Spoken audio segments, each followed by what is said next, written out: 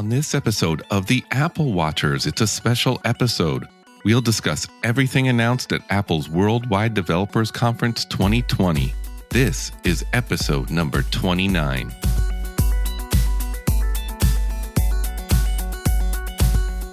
Welcome to the Apple Watchers, a podcast covering all things Apple Watch and many things Apple.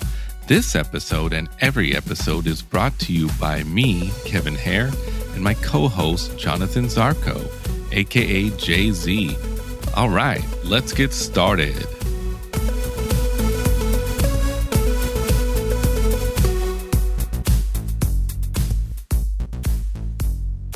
Well, hello. How you doing?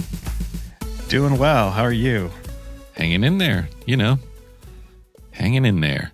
It's Good Friday. This is a different week for us. What's going on? Yeah, we're recording a little early, a week early, and we are not going to have an episode next week. It's a holiday here in the United States. So, yeah, we're going to skip that one, but we'll probably be back in 2 weeks. That's actually one of our announcements, and we have another announcement. We're now on YouTube. Yeah. So if you prefer to listen on YouTube, you can now do so. It is only audio, no video. It's not really exciting to see us just talk. We could probably include a photo somewhere of us just doing that. It would be the exact same thing. Pretty much, yeah. So anyways, if you prefer to listen there, that's fine. You can do so. Please subscribe if you go there and listen. That would help us out. Moving on, did you do the Apple Watch Yoga Activity Challenge that was on Sunday, June 21st? I totally forgot. I forgot too. I was so bummed out. I was actually listening to us on YouTube, testing it out to see how it went, and remembered us talking about it. Went, oh yeah, and then looked at the date and went, oh no. So you got distracted by our own podcast. Okay. I did. Well, it happens. Yeah, I totally forgot. I don't even know what I was doing on that day, but yeah, totally forgot. So anyways, this episode is going to be all WWDC. That's what I meant to say earlier. It's kind of a special episode. So that's all we're going to cover. We're going to try to cover everything that was mentioned there. It was a good keynote. Yeah. What did you think of it? It wasn't live. I think I preferred it, honestly. Really? I liked the production value. I liked getting a cool glimpse of the campus and, flying around. They still had a couple of their little cheesy jokes about, going to a secure location and they go through like the pipes to show, where their server room and stuff is. And that's fine. But I don't know. I felt like all of the demos and stuff were really smooth because they were able to, practice through them. I appreciated all the diversity. It made it look like a really cool and inclusive place to work, Apple. We had different nationalities, some people in, wasn't there somebody in a wheelchair, if I remember correctly? Yes. Just showing a wide breadth of different people. And I thought that was really cool. Yeah, it was cool. I liked the way the event started too, with Tim Cook mentioning the racial equity program and what's been going on around the world. So that was really neat. I don't think Steve Jobs would have done that. I don't know. I was gonna say he did have a good kind of finger on the pulse, so to speak, of society, and as things were shifting and changing, I want to believe that he would pick that up. He may have some different thoughts on things, but I don't know. I think it would maybe not quite to the extent that Tim Cook might have taken it. Yeah. There was a reason why Steve also put Tim in charge, right? So absolutely. That's a whole part of it. I will say this about the keynote. So I think I prefer this format for talking about new software and showing the demos because everything was smooth and clean. But if they wanted to, I would be totally for, because they have that whole room. So once the virus and everything is over and we can all be in a theater together again, I think it'd be cool to use that to maybe start the keynote or, invite people to watch the keynote in that room and then also intermix in, Tim Cook coming on stage and welcoming people, maybe giving a status of the company. And, they always do their opening of like, oh, we've done so many downloads and so much billions of dollars given to our developers and all that other stuff.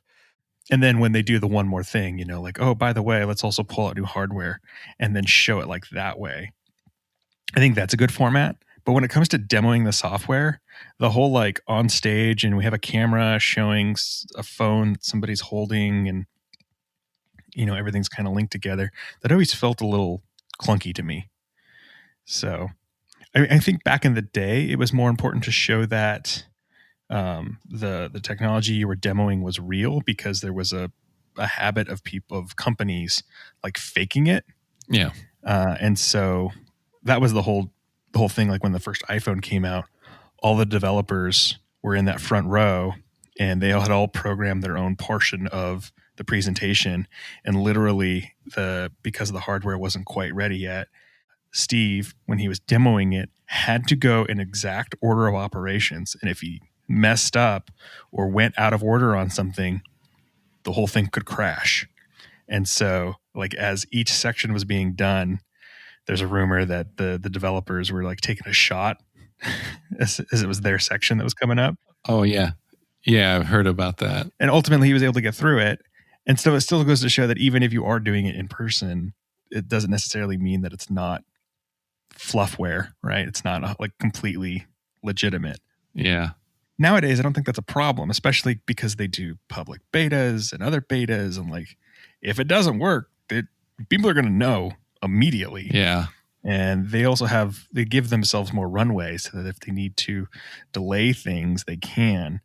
So I like the polish on it a little bit more. Made it more interesting, I thought, to watch. What about you? What'd you think of the overall? I wouldn't mind seeing a mix too. Maybe like half and half of live and non-live. I miss Tim Cook coming out in the morning and saying, good morning. Yeah. And having the audience response. It was also always kind of funny to hear audience response, even over like, little things. We've added a share sheet and everyone's like, woo.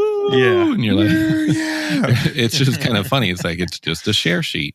It's not, it's great, but not that big of a deal. Inductive charging and everyone's clapping. Yeah. Yeah. Yeah. I miss that, so it would be good to see it kind of intermingled with both, I mean, even if they still had the crowd and they were just showing that. And so as everyone is watching this thing, you hear them clapping and getting excited about it. Like, I think that would help kind of with that as well. Yeah. So I don't know. So you don't miss like the software or hardware failures that would happen live? No, I always hated those actually. It's like, yeah. Because, there's going to be some weird site that's like, Apple's over. They failed when they showed the share sheet. It's like, okay. Or, Yeah. I think it was more, I felt for the people. They try to have so many different people presenting, and some people just get nervous and fumble their words or fumble their demos. And I just want more for them. And so if you can film it and edit things, I feel like you're just in everybody feels better about it. Yeah. Well, cool. There's that Jerry Seinfeld joke about how the two biggest fears of people are public speaking and death. And that, what was it, like 40% of people would rather be in the box than giving the eulogy? Oh my. Wow. That's awesome. Well, why don't we dig in to the whole event and try to go over everything that was covered? So why don't we start with watchOS 7? We got new watch faces, which is kind of cool. Not a lot, though. Just the Chronograph Pro, the photo face. You can now add a color filter to photos face. There's the extra large face, which just had the time and a really large complication. That's the grandma face.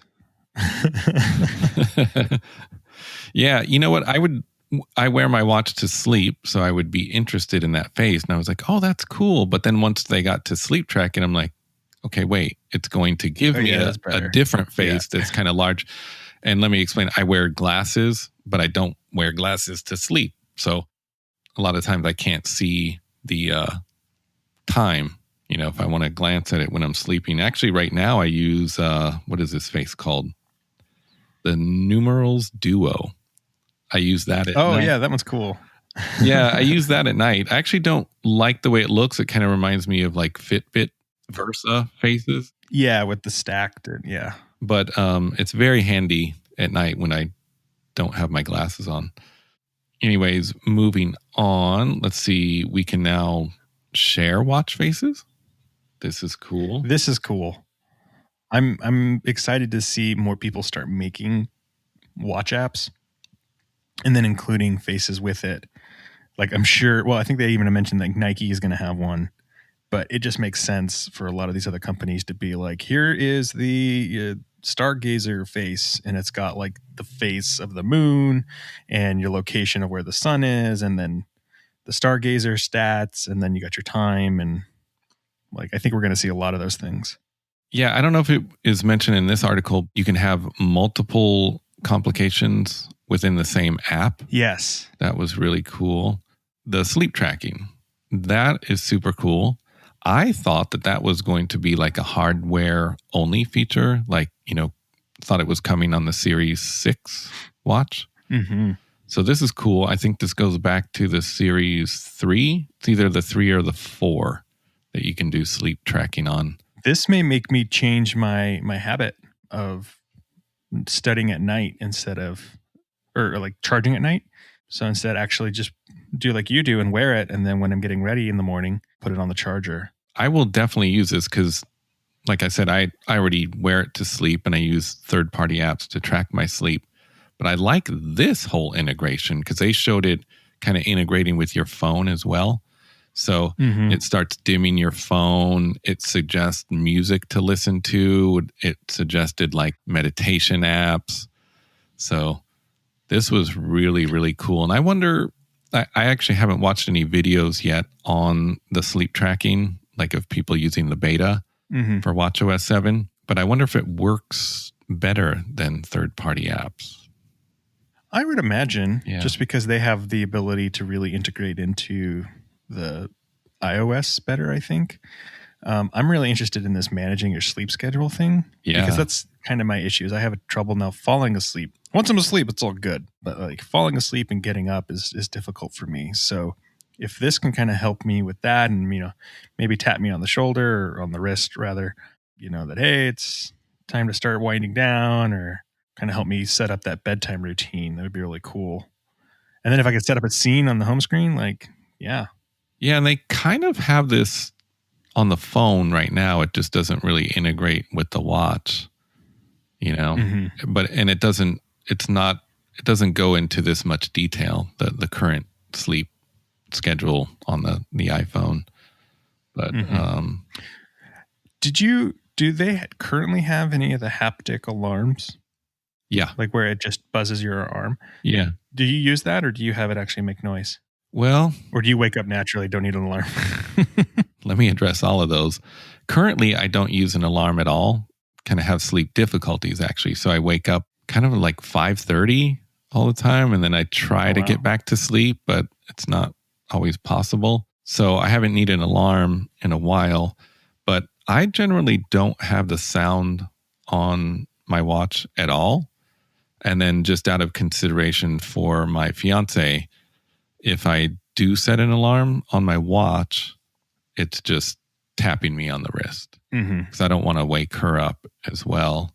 So, and you can set an alarm on your watch itself. Yeah. You can just go into alarms and set it. I also have mine on silent, and I probably would also do the haptic alarm so that it doesn't wake up my wife. But I was just curious if it is enough to wake you up. Man, I haven't used it in so long. Yeah, I think it would be. Suppose if I felt something vibrating on me, you have that lizard brain that's like, there's a bug or something that wakes you up, and then you realize it's just it's time to wake up. Or, you start having a weird dream that something's like gnawing on your wrist. I've got an electric eel on my wrist. What is this? Oh, man. We also got automatic hand washing detection. I did watch videos on this and not good results yet, but it's just beta. So we'll see. They could definitely make some adjustments, but yeah, the video I saw, it wasn't really working so well yet. It's supposed to happen automatically once it detects that you're washing your hands, right? From what I understand, you start washing your hands, it detects the movement and the sound of the water. I wonder if it could also detect water. Like, I don't know if I know that it pushes the water out. You can set it up to do that, but I don't know if it actually detects water, like touching it. Maybe that'll be a feature of the new one. Yeah, maybe. I think it's cute. I don't know how much I would use it. Like, that it's actually going. I think I'm washing my hands well, like being able to see it. If it does do like a tap or something like that afterwards, that would be helpful. Yeah. Like, oh yeah, you've hit your 20 seconds, you're good. And the video I watched, again, this person said that it was actually getting set off when he wasn't washing his hands. So that could be super annoying. Like, it really needs to get dialed in. And if we didn't really explain this properly, is that the watch automatically is supposed to detect when you're washing your hands, and then it will start a timer for 20 seconds, because that's supposed to be the CDC guidelines of the proper hand washing time frame. I always thought it was 30 seconds. So. Well, you're doing better then. All right, 20 seconds. Your hands are super clean. Super clean, yeah. With that extra 10 seconds. And dry. Yeah, my hands have been getting dry from all this hand washing, I'll tell you that. Mm-hmm. A lot of lotion going on. So we also got part of iOS too, but cycling directions and maps. And from what I understand, that hasn't come to the watchOS 7 beta yet. I'm excited for this, although since the virus hit, I have not ridden my bike because I'm working from home. Yeah. So I'm not going into the office anymore. But I think this is definitely something I would use once the world comes back to normal. And it was kind of an interesting thing. Sometimes if I was curious about it, I would always jump into Google Maps because it would let me see what a cycling route might look like. Yeah. But a lot of the features that they were talking about where they indicate, like, oh, this is going to be a hill or stairways too. Stairways, yeah. Having those kinds of things highlighted would be really, really nice. Yeah. I was going to save it for when we get to iOS, but we can mention it now. Yeah, the whole cycling directions just for maps itself in iOS looks amazing because it goes several steps further than Google Maps with the showing an incline. Mm-hmm. It would show which route is quieter too. And then if you had to carry your bike up or down a stairway. Yeah. So that was super cool. Yeah. Well, we also got some new workout type. Gonna dance off the pounds, man. I feel like dance should have been in there for a long time. I mean, it really is exercise, and there's so many different types of dancing. Like, I think that was the issue. It was too difficult to kind of distinctly be able to track the different types of it. And so now that they probably had to get more data to be able to accurately do it. I mean, imagine hip hop versus like river dancing. Yeah. Or ballroom dancing versus breakdancing. Breakdancing, yeah. Or ballet versus breakdancing. Like very different kind of movements, but you still want it to be counting. And yeah, I wouldn't be surprised if eventually it actually gives you the option to choose the different types to be like dance hip hop, dance Latin, dance Bollywood, or yeah. That's what I wondered about, because they indicated that it should be able to detect different types of dancing. But I mean, what if you're just, want to dance around your living room for exercise, but not with any particular dance? Yeah. Hey, I need a Macarena tracker. Oh, man. It's about the only dance I know. Oh, you do know it. Okay. Oh, you're doing it right now. Yeah, I still remember it. All right. Yeah. Maybe we do need video. Yeah, we do need video. Now we do. We can teach you how to do the Macarena, and then hopefully you can track it on your watch. Was that 90s? Coming back with vengeance. And then core training is good. Yeah, this was cool. So helping to track like sit-ups and stuff. Yeah, and then finally a cooldown feature, which is cool too. Mm-hmm. What else? Let's see. They changed the name of the activity app, so it's now Fitness. I think that's fitting. What else here? What else?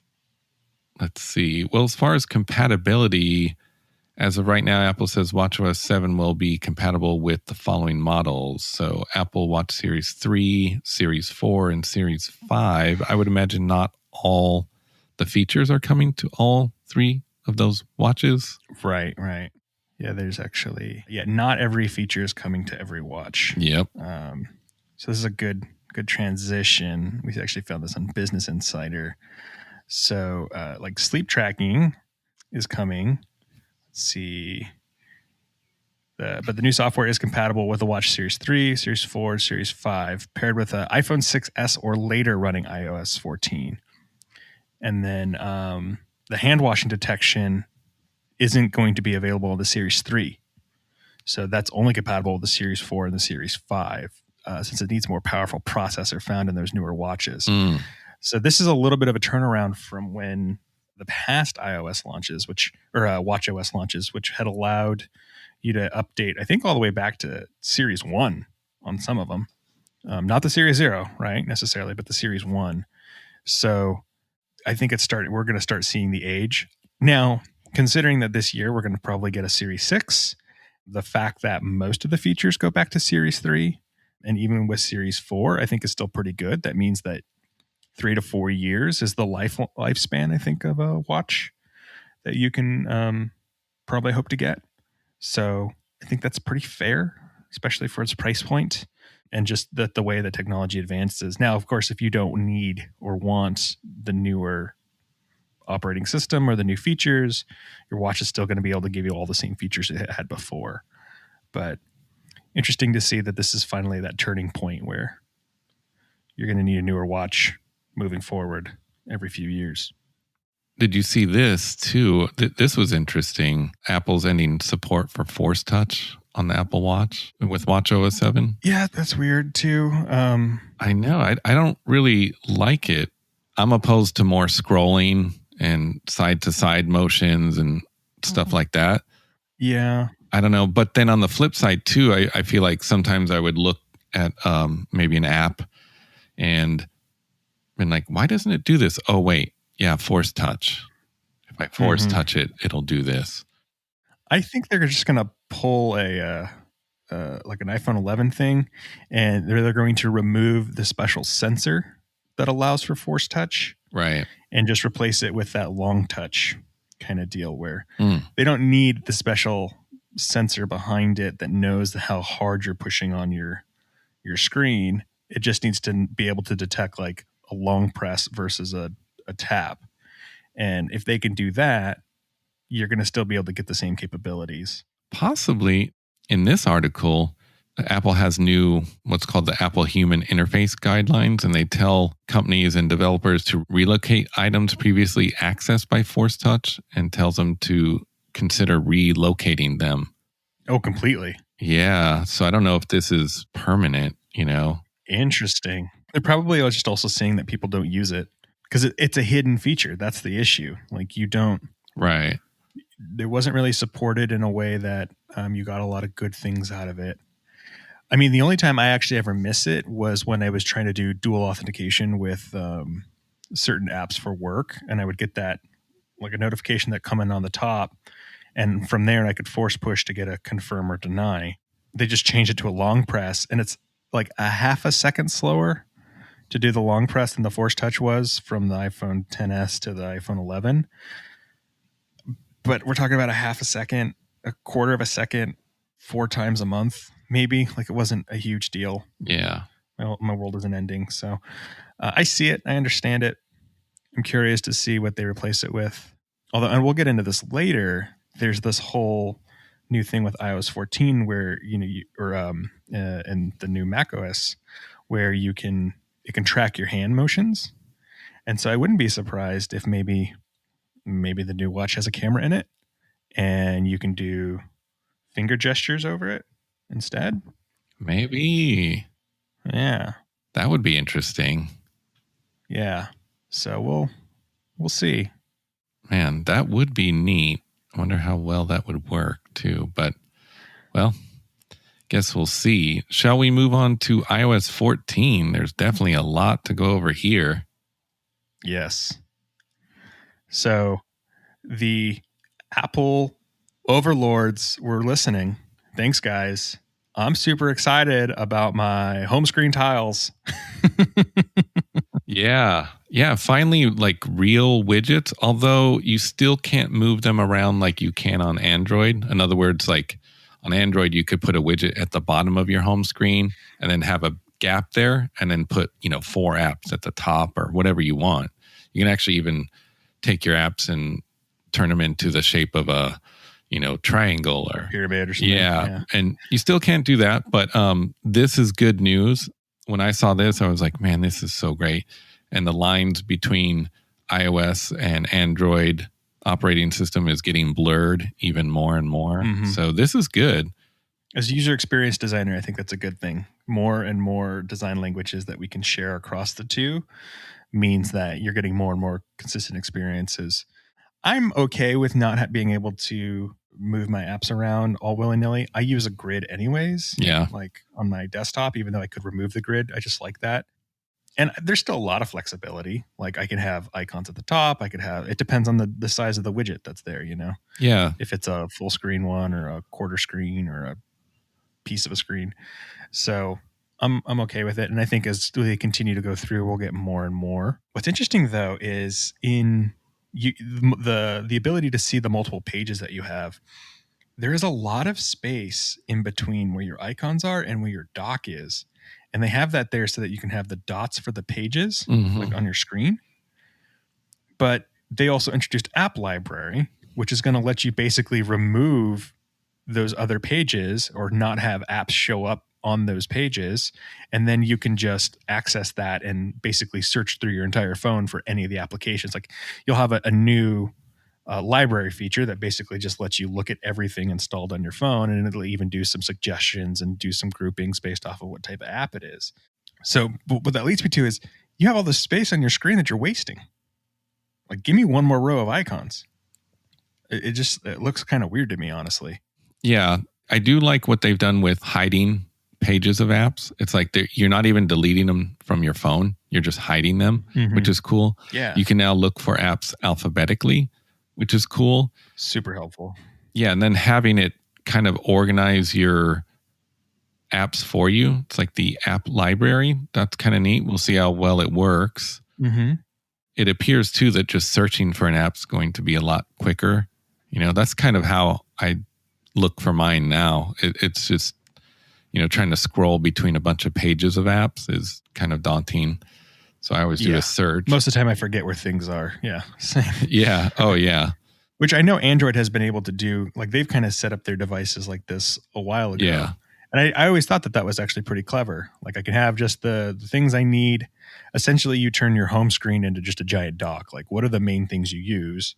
And then for everything else, you just go to your mega list and you're able to search through it all. I like the, what was that one widget called? A smart stack, something like that, where it suggests like what you might want to see at a certain time, like based on your usage. Yeah, based off what you normally do. It's like, this is when you normally hit Facebook. Put that up in there.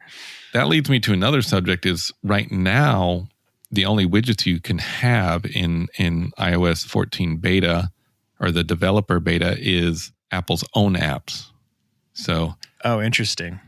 Okay, so weather and fitness, I guess, can show up in there. Yeah, a few others, podcasts, music. I do like the implementation of the widgets. I like that you can choose, 3 different sizes or 4? Looks like 4. 3. Like a half screen, quarter, and then like an eighth of the screen. So, yeah, that's pretty cool. They look really nice. The eighth of a screen looks an awful lot to me like an Apple Watch screen. Yeah. And so I almost wonder too if this will promote people to create Apple Watch apps, because I wonder if they're going to be able to share code bases where it's like, if you make a screen on your Apple Watch, you can then import it to be a widget onto iOS or vice versa. Same principles, right? You're restricting yourself to this small of a screen. What is the information you need to put on there? And then, pulling it in. You know what? It's almost like they should make these kind of like a watch face and actually have separate like complications within that widget. Yeah, that'd be cool. Yeah, because it's kind of like what you're talking about. I mean, I don't see why not. Yeah, Then you could just future iteration. Yeah, then you can just have one maybe larger widget that just has kind of everything you need, but from different sources. Imagine, like we were saying too, is they're making it so you can share faces. If you can create a suite of apps that all kind of create their own face on your watch, that also might be helpful on your phone, right? Especially if you don't have an Apple Watch. But so if we're using the Stargazer one, for example, it might be kind of cool if you're really into astronomy to have a little widget that shows the face of the moon, the location of where this, where the light is right now, what the conditions look like, and then, what time the meteor shower's at, and have all those things kind of set together. Or have your map one show, like, automatically know because of the time, like, okay, you should be starting your ride home, and give you the complication to be able to start tracking your drive, start playing your playlist, and start, text your spouse that you're on your way or whatever. That would be cool. All right, Apple, we know you listen, so we'll watch for that in the next update. Tim Cook's listening. Hi, Tim. We also got picture-in-picture. Would you use something like that? Not always. It's already been on Android for quite a while. Mm-hmm. Picture-in-picture means you can play video like off in a corner. You can actually rearrange this, move it around in anywhere you want on the screen while you're in another app. I personally would not use this, but I've seen prior to the pandemic, my coworker has an Android phone. I would see him use it. I, in the past, would probably have said I wouldn't have used this, but now I know of a use case that I would definitely use this, and another use case that a lot of other people would want to use this. For me, I have been going through, especially because we've been at home a lot, through a online learning thing, trying to get a certificate as a Baymard e-commerce user experience certified person. It's just a thing that the company offered for me. But anyways, it has videos that kind of go through and talk about different e-commerce principles. And I actually have tests and stuff I have to take. And I would love to be able to have the picture-in-picture where I can have the video playing and then have a notes app and be taking notes or, searching something else. So that's the use case I could see. I could see this being a big thing for education. So you can have a video going and have a notes app going.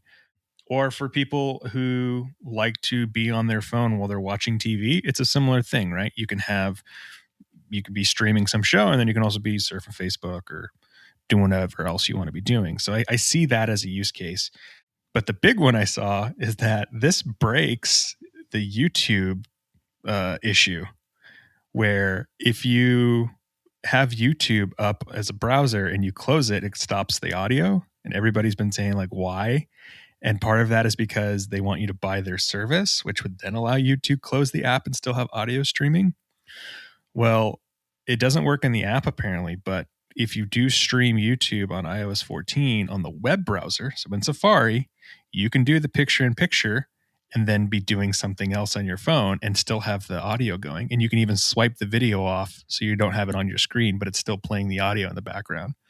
So it's going to tick off YouTube, I think, and I wouldn't be surprised if they do something to disable it. Probably. It doesn't work with the YouTube app though, right? No, only the web browser. Yeah. It was interesting. Crazy. Regarding the picture-in-picture, I could definitely see taking notes, like watching something and taking notes. It would be still a little difficult on the iPhone, I think, but I could see it on the iPad working pretty well. And if you had an Apple Pencil, that'd be pretty sweet. Like some kind of notes app, any notes app that you can actually handwrite in and just be watching like a, instructional video and taking notes at the same time would be super cool. It could be good for, a tutorial thing too, right? Like if you're watching a video on how to do compositions for photos, or like if you're playing a game or something and you're having trouble on a level and you're watching a video on how to get past it. Like there's a lot of options, I think, where this could be beneficial.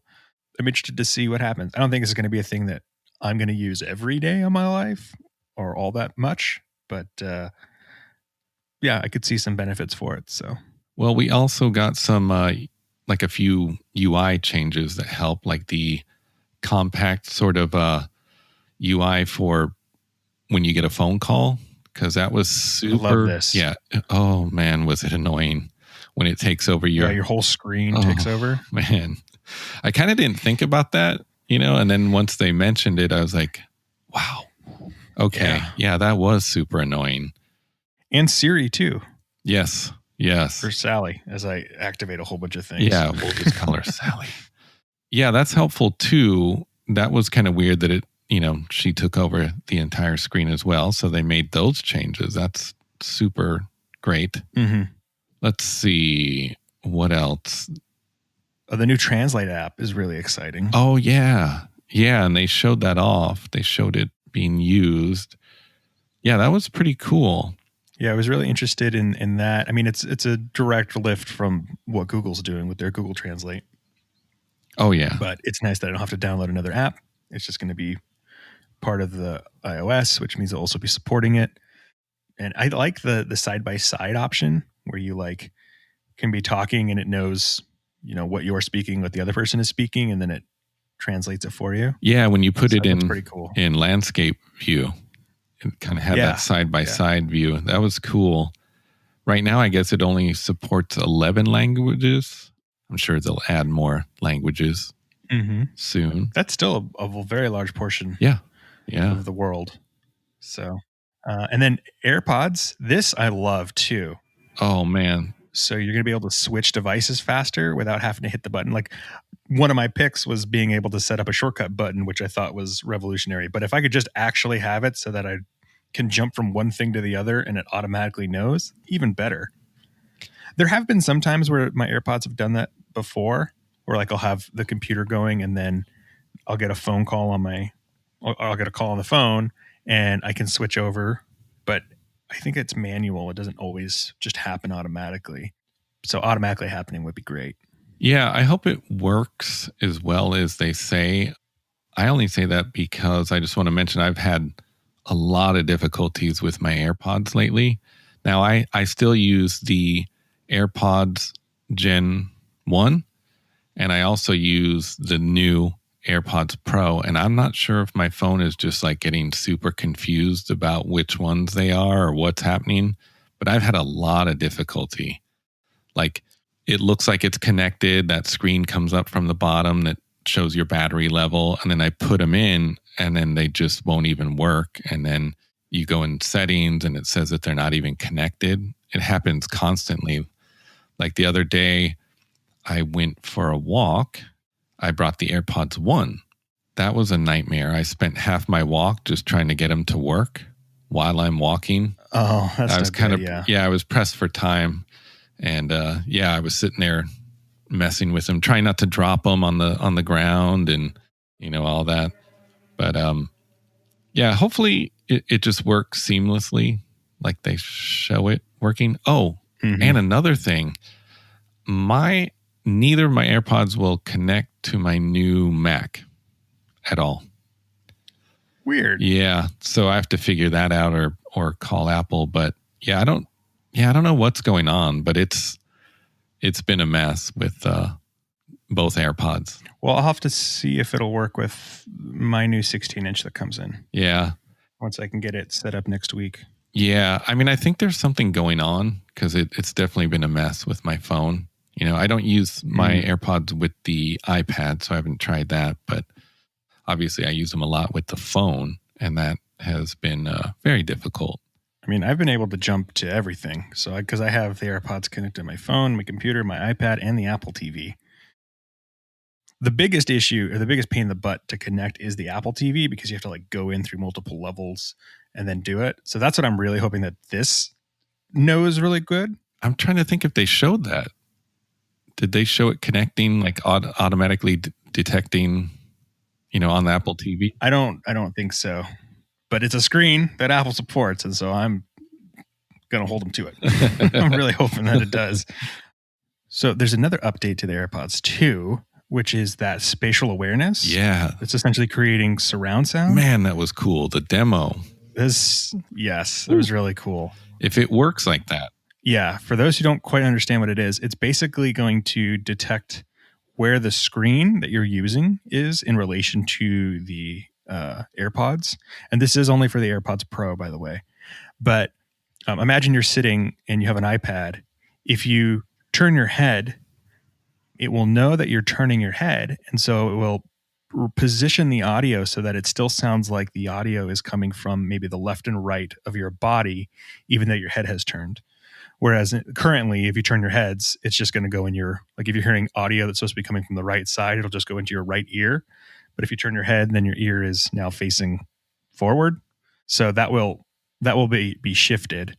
And then also, if you move the device around, so let's say you take the iPad and you shift it over to your left, then all of the audio will then favor that left side to sound like it's coming out of that screen instead. So I think this is really cool. They had also mentioned like on an airplane, if you're, banking on a plane, then it's not going to. Yeah, or riding public transit too. If you go around a corner. Right. Yeah, since all of you will be shifting, you won't really notice it. But if you turn your head to talk to a flight attendant, and then it will shift the audio, so that it sounds like you're just listening to it without headphones on.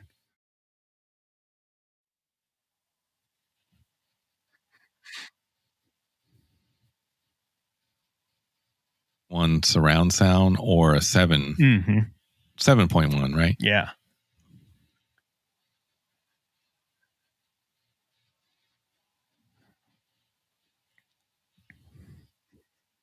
AirPods on when watching very much video at all, but I would like to just try it and see how it works, I'm hoping it works for, again, as I'm watching TV through the Apple TV, right? Because that would be amazing. That would actually be a better experience than just watching the TV if I can get surround sound through my AirPods, which would be amazing.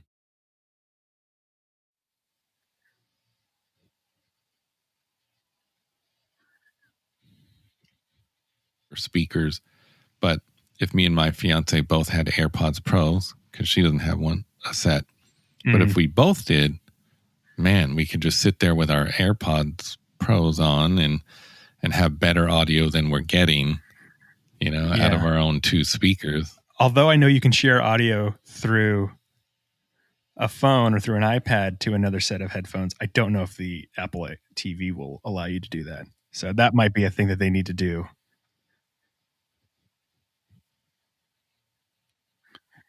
Yeah, I haven't been able to try it yet with my wife. But even still, I'm just thinking like it's going to be a cool thing. I think this is a indication for AR and VR later on.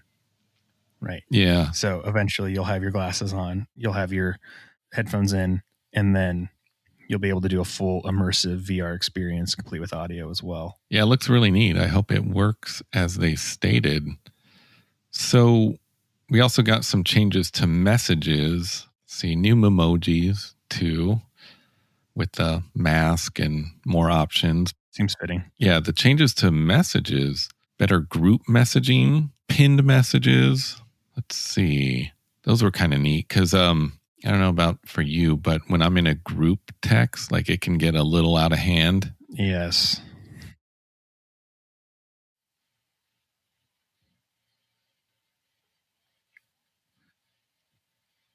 And then you can see when they reply and reply directly to you. So yeah, it's kind of neat. That's cool. I wonder if that means that it'll just change the notifications. So like if you reply to somebody directly, they get the notification, but not the whole group. Yeah, I don't know. Let's see. I think that was about it for messages, though. I don't think there was a lot else in there. See, we got changes to maps in iOS 14. See, cycling directions were the big thing. Yeah. So, and we kind of discussed that already. So, and more overlays and more flyovers in other places. So that'll be cool too. Yeah, that'll be cool. Let's see. Well, CarPlay got some changes too. Yeah, this whole digital car key feature for the iPhone is very cool. Yeah, that was neat. I guess it's, of course, at the time of launch, it's extremely limited. So it seems to be the BMW 5 Series. Mm-hmm. I think this is going to be like a new feature on all new cars, though.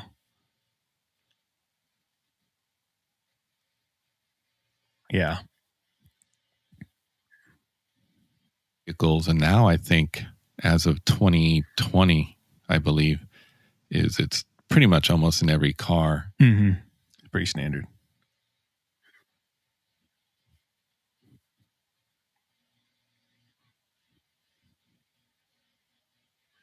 So set restrictions. So if you're lending your car to your teenage kid who wants to drive like crazy, well, you can actually put it in a teen mode so they can't go crazy. That's cool. Yeah.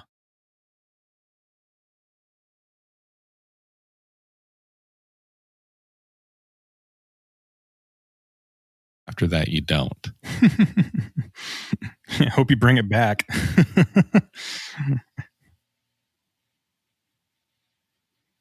Yeah. The other thing they added to Maps was the, I guess, EV charging. It looked like an EV charging map, sort of like go this route and there's charging stations along the way. They express how people get EV charging anxiety. Mm-hmm. Oh, there's also a thing with congestion zones and green zones. So you can see more dense traffic areas in the city, plan for alternate routes and avoid them. That's cool. Oh, yeah, yeah. And it also lets you know about speed cameras along your drive. I like that. Boy, and law enforcement is not going to like that. I actually like Apple Maps. I think we discussed this before. I actually now like it better than Google Maps. Mm-hmm. And for a while, the only thing that kind of bummed me is they didn't have cycling directions in Apple Maps. But now that it's coming, I don't know. I like Apple Maps better. My fiance still likes Google Maps better. But my wife is on the same boat as your fiance. She likes Google Maps more, but I personally like Apple Maps. And I think I don't know, I like the interface a little bit more. And I think a lot of the enhancements that they've been doing have been really, really good. Like there's a chance that they can, I kind of use them now instead of Yelp to begin with, because they do really good search. And, it still uses Yelp's information and then will link to them, but I like it all being in one app and the integration into it. So yeah, it's interesting. I'm glad to see it's coming. Yeah, I dig it. I think that's about it for Maps. Well, Find My has some changes too, the Find My app. So they're adding third-party product and accessory support. Oh, nice. I wonder, maybe there's some kind of a third-party tag that should be coming out soon. I think they're doing this because there were other companies who make tags and were kind of upset that they couldn't have their tags in the Find My app. So there you go. Even before Apple puts out their own tags, or supposedly is, here you go. Here you go, Tile. Yeah, exactly. So that's cool though. I mean, I think it's better to have third-party integration as well, because maybe you don't want to use Apple's. We don't even know how much they cost, or maybe you're really into the tile finder. So what about the app clips that they showed off? That was cool. I am so for this. I'm really excited about this. Yeah. Specifically for companies that want to offer a digital service that I really don't need your app on my phone. The big one being parking. I think I have like 4 different parking apps, and I never remember that they're there. I just have to check to see if I have it. I don't want to download your stupid thing just to be able to pay for parking with my phone or, with my saved card. So if I can just tap my phone on the little app clip and get the NFC or scan a QR code, and you get a little pop-up screen, lets me get a bunch of the features of an app without actually having to download it, I'm all for it. I think that's really cool. I think this is going to be one of those things that like explodes. They're going to be everywhere. I hope so. I mean, I've never used any of those parking apps, but I could not imagine I'm assuming once you download them, you have to set up an account and create a password. Yes. It's a whole thing.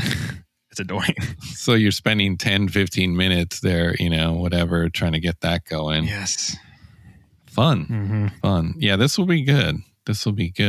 It's also a gateway too. Like if you are a company that has an app and you want to, this is a low friction point for people to start utilizing your service. And then if they decide that, I'm using this a lot, and you can then promote more benefits from your app. So for example, if a parking company became really, really prevalent in your area and you're noticing you're using the app clips a lot, they give you the option to download their full app, and then you're like, oh, okay, well, now I can actually see how much I'm spending, and maybe there's a reward program and a bunch of other things. But you first allowed me to just use your service quickly and easily, so I have a low friction point getting into it. It's really smart. And I don't think we explained to our listeners exactly what this is. It's sort of like you don't even have an app installed. It just kind of pops up. And then, let's see, you can use Apple Pay. You can also scan QR codes. That's how you activate it. Or even tap on an NFC unit. So this is really handy, for buying coffee and food and, like you said, parking or renting a bike or scooter, stuff like that. We actually have near my work, there's like bike rentals. And I kind of was like, maybe I would do that. But I'm like, I downloaded the app and I was like, I don't know if I want to create another account and sign in. Like, yeah, this would be super cool. What else?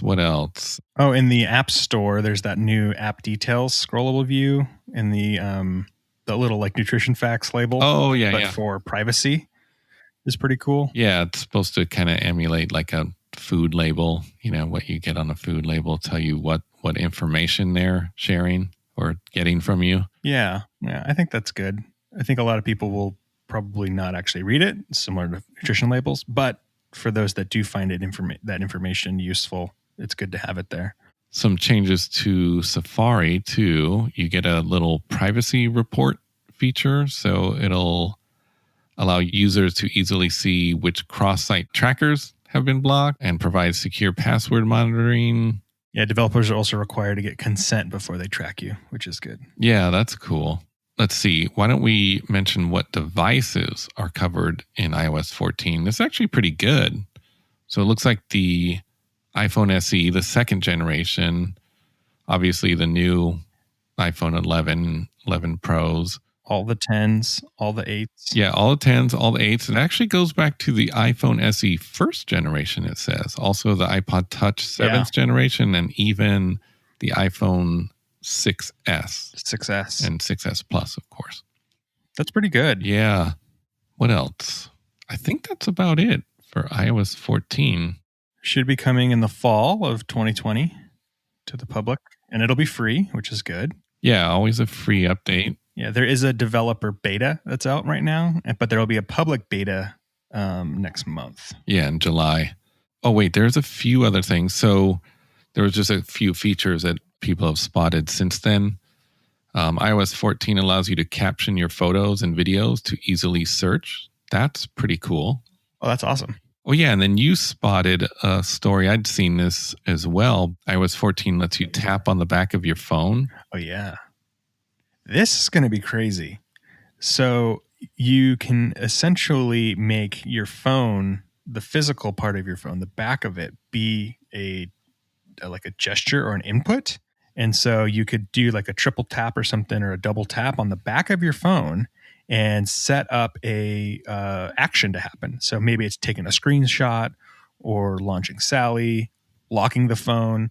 I think through the Shortcut app, you're going to be able to set a bunch of different options. So essentially, if there's some other kind of feature that you use, I think I might actually personally set it up for like the flashlight, because that would be a really quick and easy thing, just to be able to tap, tap, boop, the light comes on.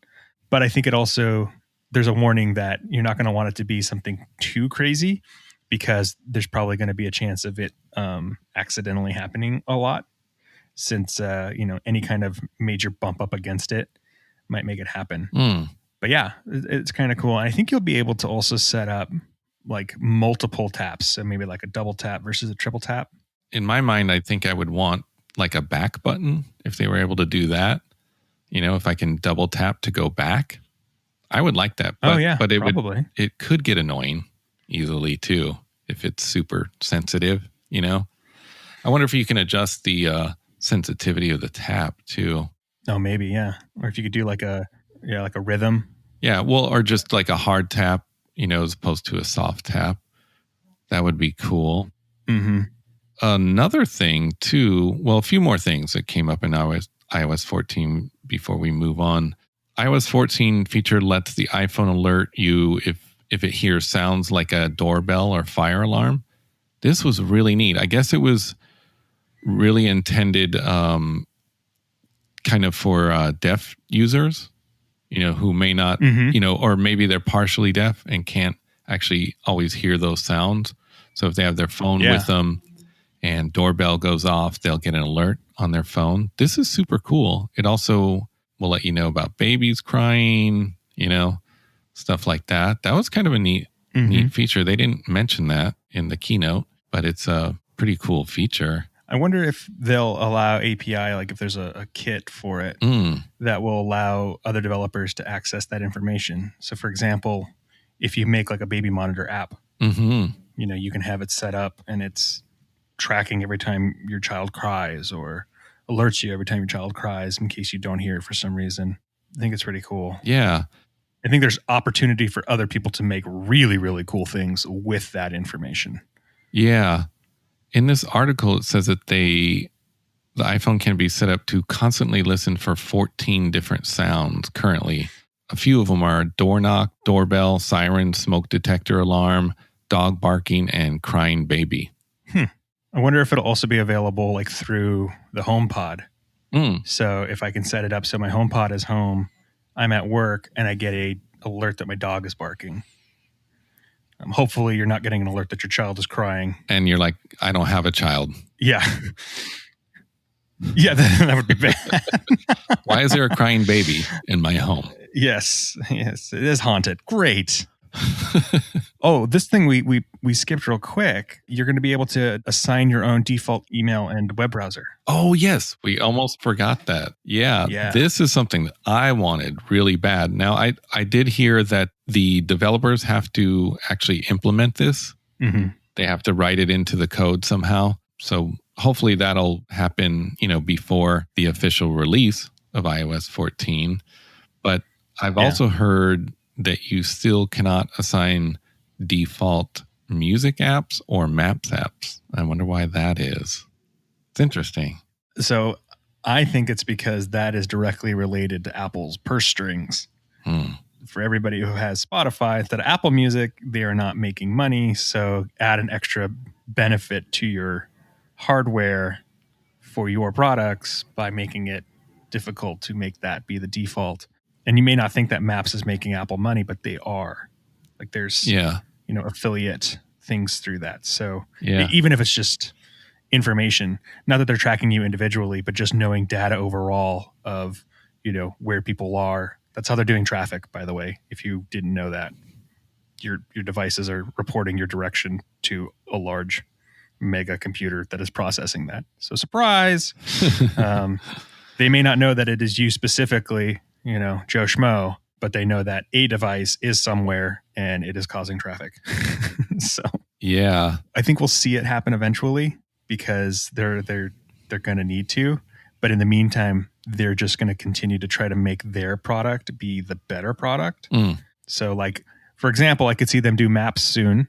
And because they've improved Apple Maps, and like we had said, we prefer Apple Maps, there's a lower risk of people switching over. But then our spouses may switch over their devices to default to Google Maps. So I don't think they're losing any money through email or web browser. What I was going to say is what's interesting, we didn't really cover the HomePod. I don't know if there was actually a lot of news on the HomePod, but I don't think it got updated. Yeah, but one of the updates is you can use Spotify with it. That's what I heard. Oh, that's good. Yeah, but that's weird that you can't just make Spotify your default music app on iOS. It still makes sense to me. The HomePod is a product. It's a speaker first and foremost. And so if you want to sell the hardware, then there are people who will not buy it because it doesn't use their streaming service of choice. Me, for example, did not buy them because I use Spotify. I didn't like Apple Music before. So I had Spotify. I'm not going to buy a HomePod if I can't just use it automatically. I am, however, going to buy a phone regardless of whether or not I can set the map as a default, Yeah. And so I think it's more, does having that feature allow them to sell more devices? And that's kind of the decision making that they do. But again, just a matter of time, I think. Yeah. And I think we have one more thing. You found this. Yeah, hand and body pose detection, and iOS 14 will provide new ways to interact with your iPhone without touching the display. So this is basically where, similar to something that Android had before, where you should be able to do gesture-based controls over your phone and the camera is detecting you, but it'll also allow you to enable a wide variety of potential features. So like a fitness app that could automatically track your exercise, a safety training app that could help employees use correct ergonomics, media editing app that could find photos or videos based on a pose similarity. And the hand pose detection in particular promises to deliver a new form of interaction with apps. Apple's demonstration showed a person holding their thumb and index finger and then being able to draw on an iPhone app without touching the display. Additionally, apps could also use the framework to overlay emoji or graphics on a user's hands that mirror the specific gesture. So like if you hold up a peace sign, it then takes the peace sign emoji and puts it over your hand, or the OK, and it does that as well. But what's cool is another example is like the camera app that automatically triggers the photo capture when it detects the user making a specific hand gesture in the air. So I don't know if you do that as like a thumb up or something, and it like takes the picture when you do that, or I mean, I wonder if eventually it'll get smart enough to be able to detect that you're smiling and then take the picture as soon as it knows that you're smiling. But yeah, so it's also capable of detecting multiple hands or bodies in one scene. But the algorithms might not work so well with people who are wearing gloves, are bent over, facing upside down, or wearing overflowing or robe-like clothing. So it's not, perfect yet, but this is pretty cool in the potentiality for it. I would like to be able to just like wave my hand over the phone to keep it from dimming or going to sleep if I'm using it for like in the kitchen or something. Yeah. Or be able to swipe up and down without touching it if your hands are all gross because you're making a pie or something. There's some cool stuff here. Yeah. Very cool. Well, I think that's it for iOS 14, right? Yeah. iPadOS 14. A lot of similarities to just iOS 14 on the phone, but a few things, I guess, better integration with the Apple Pencil, looks like on the iPad Pro. That was a neat demonstration that they were showing. You could, they took a feature from the Apple Watch, Scribble. It's very similar. Yes. It just takes your notes. Yeah. So if you're using handwriting, it'll turn it into actual text, which was really neat. And I kind of had never thought about that before. I don't own any device that can use an Apple Pencil, but I was like, oh yeah, that would be sort of a pain just to kind of switch back and forth. Like if you were taking notes and then you had to use your fingers to enter text, it's just easier to keep writing with that Apple Pencil. So that's pretty cool. And it showed that you can make like shapes, like, if you draw something that kind of resembles a box, it would turn it into an actual square and a octagon and a star, that was kind of neat. What was really cool too with that Scribble was it still lets your handwriting stay. So you can either set it so that it automatically puts it into like typed out text as translates it, or it'll just detect that it's text. And so you still see your handwriting, but then you can go and select and copy and paste that. Yeah. So in Notes app, you see your handwriting, but you copy and paste it into an email and it's just typed. Yeah. So that's really, really cool. Yeah, they showed that in the demonstration. I think the girl had like bullet points and she just like selected them and then, pasted them in Notes or email or whatever. And it was text. It was so cool. Yeah. That was pretty awesome. Trying to think what else. They showed in iPadOS, like, in the Photos app, there was like a sidebar. That's kind of handy. I was wondering if that's coming to the phone as well. What was cool about that is just that you can drag, like you can select a bunch of photos and just drag them into an album, which is a lot easier than selecting them and then looking for that album and that whole rigmarole. Right, so I would hope that comes to the phone as well, maybe in landscape mode or something. Yeah, particularly for the plus sizes or the max sizes. Yeah. Yeah. But let's see. Anything else? Revamped search. Search bar appears at the top of the screen rather than taking over your whole screen. So that's nice. They also got a lot of the UI simplification things too. So if you're getting a phone call on it, instead of it taking over the whole thing, you just get the little bar that comes up at the top. Yeah. With the confirm or deny. But yeah, basically a lot of the same things as iOS 14. Pretty much. The search looked like the search on a Mac. Yes. Yeah. Which is good because you really don't need the search to take up the whole screen. And then it says if your iPad can currently run iPadOS 13, then it'll also be able to run iPadOS 14. Officially, iPadOS 14 will run on the iPad Air 2 and later, all iPad Pro models, the iPad 5th generation or later, and the iPad Mini 4 or later. Cool. Well, I'll still get an update. And then public beta in July. Yeah, you will. I am not doing a public beta on any of my devices. I almost, for a second there, I was like, maybe I would do it on my iPad, but it's slow already. It's getting tired. I have the iPad Air 2, so I would imagine this would be the last update for my iPad Air 2. It might be. Yeah. It might be. The phone, I think I'm going to definitely do the beta. The iPad, I'll be very tempted, but it'll just depend on whether or not there's issues with Procreate because I don't want to mess that up right now. Oh, you use that a lot? I'm learning it, and so I don't want to be delayed and not be able to use it or have it glitchy on me. So yeah. Well, if you run iOS 14 on the phone, you can keep us updated on it. I am really going to try not to do this beta. It was painful last year. If they do give like a beta for the watch, I might do that as well. But I don't remember the watches really getting betas. Did we mention that? I don't think. No, we forgot to mention that. Actually, they've never had a public beta. This will be the first time that they have a public beta. Now, I watched a video where someone had the developer beta, and he specifically said, if he's correct, that if you run the beta, there's kind of no downgrading, because on the phone, you can actually downgrade. It's a bit of work to actually downgrade. But oh, wow. Uh-huh. So he claimed you cannot downgrade, that you have to take your watch to an Apple store, and then they send it off, and then they return it to you. So, yeah. I hope that's just the developer beta. Yeah. I don't know if they would release something to the public that was so difficult. Yeah. I mean, by doing a public beta is basically just saying like, this is mostly ready. So it's out, it's meant for consumers, but there still might be some things that aren't 100% and it may not have all the features. So, just take it with a grain of salt, but there's a certain level of like user experience that I think is required for a public beta.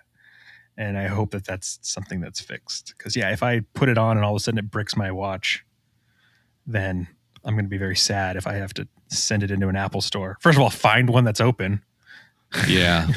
Then take it in. Then, make an appointment, do all the things. And then how long it takes for you to get your watch back just because you tried to get the new features would really suck. Yeah. And I think I was mentioning to you when, we were texting each other watching the keynote, but I would be interested in doing the watchOS 7 beta, but not iOS 14. But unfortunately, I don't think that's possible, because the watch isn't independent enough. Mm-hmm. Yeah, that's kind of a bummer. I would do it on my watch because if my watch was bricked, well, I'll survive, I have another kind of smartwatch too. I just don't want to mess with my phone this year or the iPad or even the new Mac. So I'm going to shy away from the betas. So speaking of Mac too, because I think that's it, right, for iPadOS? Yeah, so, iPad is pretty simple. macOS Big Sur. Now, this is a big deal. It's actually called macOS 11 now. Yes, it is no longer a 10. Yeah. So they have officially dropped the X moniker. It's no longer OS X. It's now macOS 11. They had actually had OS X or OS 10 for almost 20 years. Crazy. Almost nearly 2 decades before it went to version 11. I have a theory on this, and I think it's because this is OS 11 is going to be the first one that works on the new Apple Silicon. And so from then forward, we're going to be seeing either macOS 11 and then 11 or 11.1, 11.2, 11.3, like they were doing with the 10, or it'll just start getting a number moniker, like a full integrate or a full digit increasing. I can't talk anymore. It's going to go up one more number every time. So it'll be like 11 to 12 or 13. So we'll see. I had always thought it was kind of funny that they just continually called it OS 10 point something. And that was the update. So to me, I think it makes me feel better that this is an 11, but I think it actually is an indication of something bigger. And I think that bigger is that new silicon chip. They're going to be getting rid of the Intel chips and replacing it with the with Apple created chips on new computers, especially within the next few years. So I think that's the reason why. Yeah, man, this is a lot going on. I mean, they waited till the end of the event to announce that they were switching to their own silicon, as they called it. Mm-hmm. That was really interesting. But and it's going to take years to officially get that rollout. Yeah.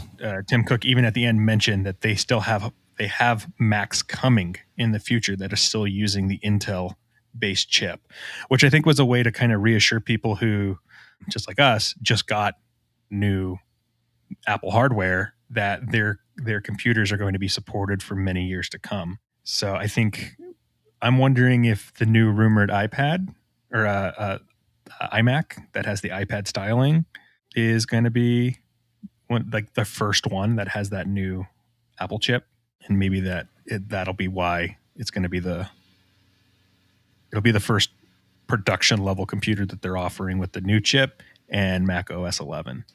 I wonder. Real quick, by the way, I apologize if there's noise in the background. It sounds like they might be doing construction on the road, so I apologize to our listeners if you can hear it in the background. So this new macOS has a lot of design changes. Now, there is a lot of people that are on either side of the fence, and I think you and I might agree. I'm a little taken back by the design changes. It looks like they're trying to have a more cohesiveness to all their operating systems, but man, it looks like iOS, and they took a lot of the features. They have a similar notification center. They have that control center menu bar that's taken right out of iOS, which is handy. But man, I got to say, this makes me not excited about updating at all right now. I kind of want to hang on to, yeah. And I think you had mentioned that it kind of looks a little strange. So I like certain things. I don't mind the notification center and stuff like that. I think that's pretty clean and looks good. I don't mind my computer and my phone and my iPad all starting to look a little bit more consistent. I think that's fine. Where they really got me though was the dock icons.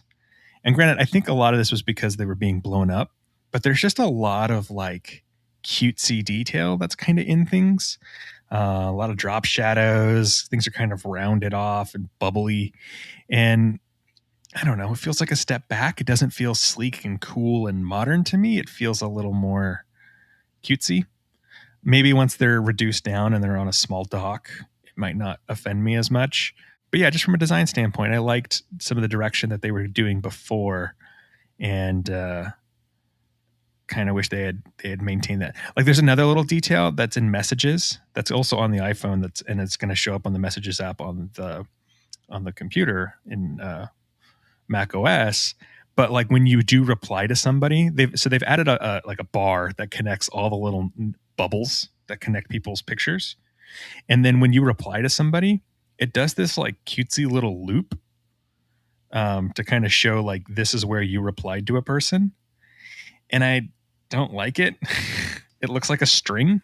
Oh yeah. It's cutesy. Yeah. It doesn't look clean and modern and like a computer. Yeah. And I get it. They're trying to be friendly and they want it to be pretty and fun and approachable. But I don't know. From an aesthetic standpoint, I like a more sharp, I guess, line. I don't know. Yeah. I mentioned that I'm not excited about updating, and I probably won't right away.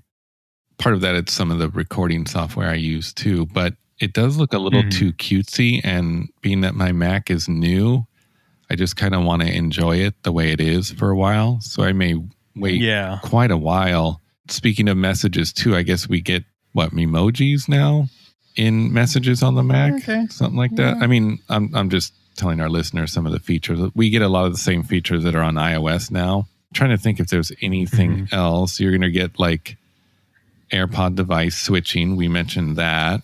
I mean, that alone right there would probably be enough for me to update. if it requires me to update. Well, there you go. It says that the new version of Safari is 50% faster than Chrome in terms of loading times and more power efficient. That's good. I believe that. More security features too in Safari, kind of similar to iOS. A lot of the same enhancements they're making to messages are coming to the Mac, so you'll be able to pin conversations. Yeah. And I like the ability to do the inline reply. I just didn't like that little design detail of the string. Yeah. A smarter Siri. That's also coming to iOS and iPadOS. Update to the Apple Maps. So what I wanted to mention, though, that we haven't mentioned yet is that the future OS will be able to run iPad apps, and iPhone apps. Now, that is a little crazy. Yeah. I mean, do you think there's a possibility of a touchscreen Mac coming at some point? Oh, yeah. I mean, they're pushing the whole idea of a, like with Scribble and stuff like that. I could see there being an opportunity for a Mac that can basically be just a giant iPad, but has all of the processing power of an actual Mac. So maybe that iMac will be touch based. Because I was also reading too that there's thoughts that it might be more expensive, and so that I could see if it's a touch based interface, and it takes an Apple Pencil and it looks like an iPad. And I mean, look at with the iPad now, and they have their floating kind of display. It's similar. Like from an aesthetic standpoint, it could probably look the same. The only thing, like on a desktop, like an iMac, like I know that Apple has done a lot of testing because, in my opinion, I would agree that on a desktop, touch is not that great because you're reaching across, your desk and your arm gets tired. On a laptop, if it folds over into like a tablet, it's handy. But I wonder if they could do some of those gestures on a Mac too. You know what I mean? Because, transferring iPad apps and iPhone apps to a computer is not going to be a good experience unless there was like a reason behind it. Because even like Chrome OS, you could run some Android apps, and you would want to do that because a lot of those Chrome OS devices have touch built in. So they actually transfer over really well. I just couldn't see using like a mouse, with like iPhone and iPad apps. Yeah, it depends on like what the app is. It's not I guess I'm a little more comfortable with it because I have to do a lot of like dev testing for websites. And so I'm already kind of used to that. And it's not a huge issue, but what I see it is an opportunity to make it so that developers can essentially make responsive apps that work across all devices and they program at once, right? And it's just based off of the browser or the window. And if that's the case, then all of a sudden the Mac is now going to explode with more apps because it's going to have all the same apps that can be on an iPad or on a phone. Additionally, too, there's opportunities where, I mean, they've already shown it with the new XDR display to have a display that can mount and move and really hold itself. And imagine like an iMac that was basically just screen. So it's just like a giant iPad Pro that's massive that you could actually pull down an angle. And now you have a full drawing surface, like a Cintiq tablet, but it's your whole computer. That's going to make touch interface and drawing much easier to use and much more enjoyable. And then when you need it to, you can also slide it up and use it with a keyboard and use it just like a normal computer. This is my dream. That would be the most amazing thing ever to me. Yeah, that would be amazing. I wonder, man, I feel like there's something they're not telling us. I feel like there has to be a reason that iOS apps are coming to the computers. I think it's the first step was changing the silicon so that it is Apple's, which is going to make it so that the language that the OS is written on is more similar to the iPad and the Mac OS or the iOS operating systems. And then you're now able to encourage developers to easily write an application across all three. This is kind of what Windows was trying to do back in the day with the Windows Phone. That was their dream. Like you could have an app on the phone and it would work on the tablet or on the computer and vice versa. They just weren't able, they didn't have the market to really get the applications written. The hardware wasn't that great. And the technology just wasn't quite there. But if Apple could pull this off, it would be amazing. Yeah. I don't know. I'd be excited about it. That would be very cool. So did we even mention the name of this operating system? Did we say it's macOS Big Sur? Big Sur.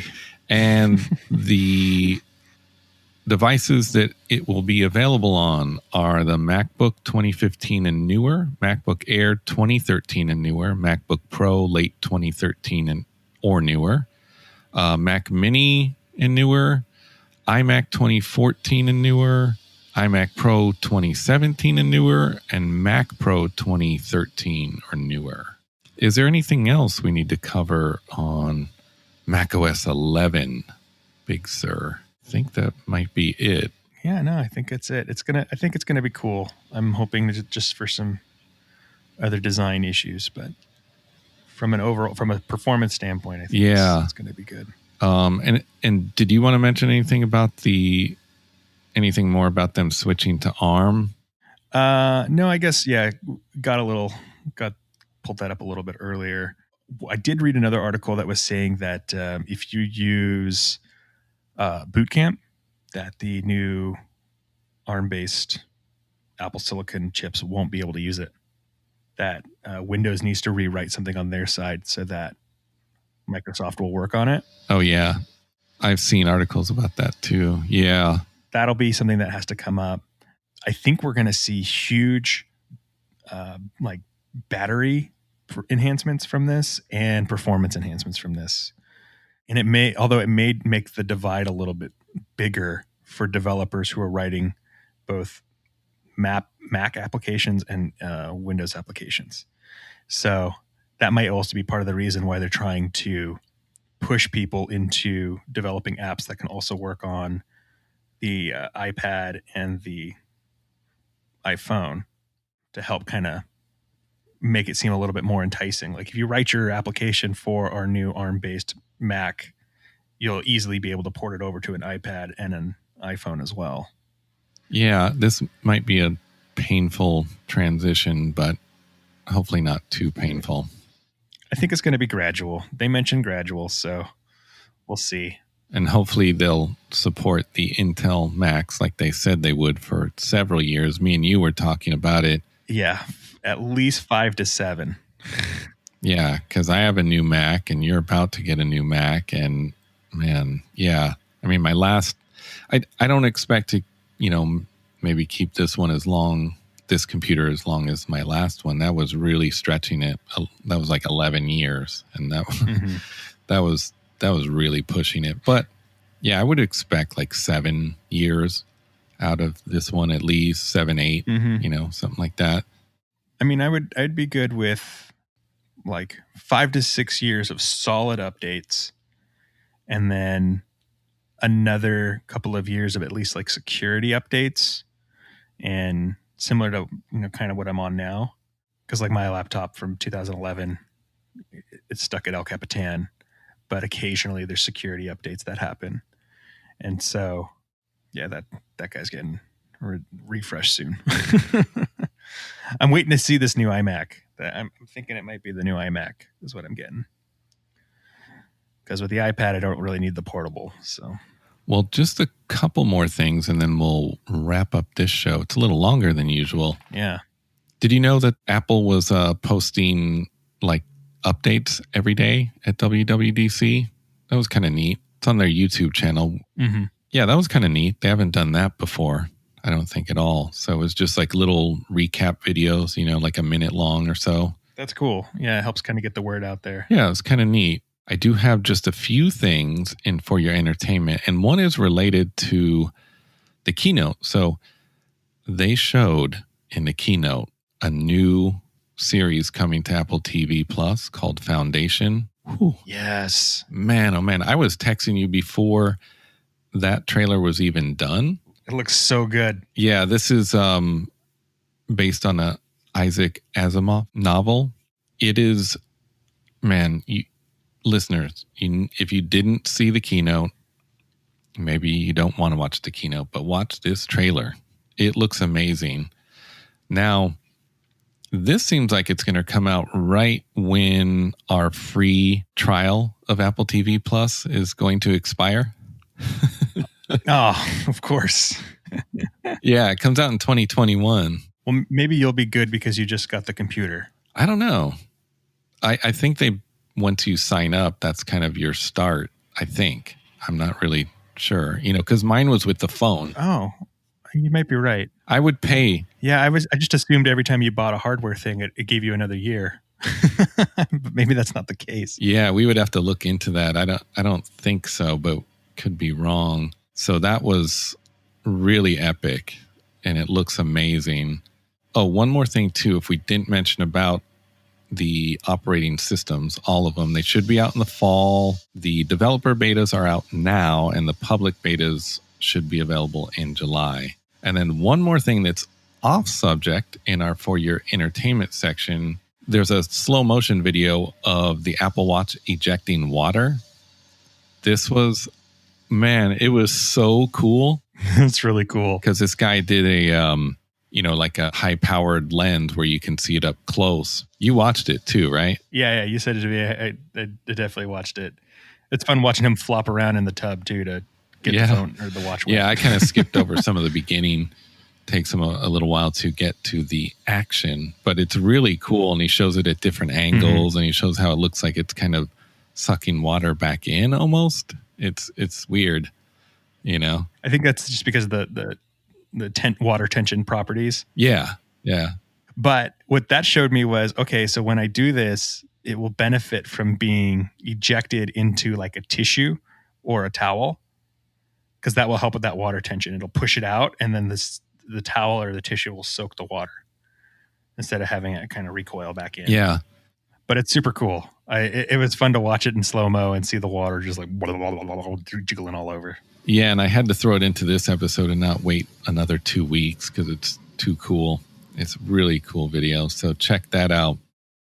I think that's about it.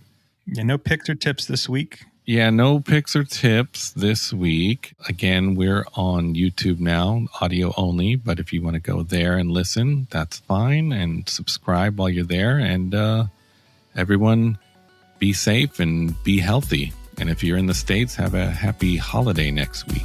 Well, that's it for this episode of the Apple Watchers. Read all the stories we've covered and more stories on Flipboard, a link provided in the show notes. Follow us on Facebook and Instagram at the Apple Watchers Podcast, and on Twitter at Watchers Tweet. We are available on Apple Podcasts, Google Podcasts, Spotify, Stitcher, TuneIn Radio, Overcast, or wherever you get your podcasts. You can ask your smart speaker to play the Apple Watchers Podcast. You can also listen on YouTube, a link provided in the show notes. Please subscribe and rate us wherever you listen, and thank you for listening. Until the next episode, I hope the only complications in your life are the ones on the face of your Apple Watch.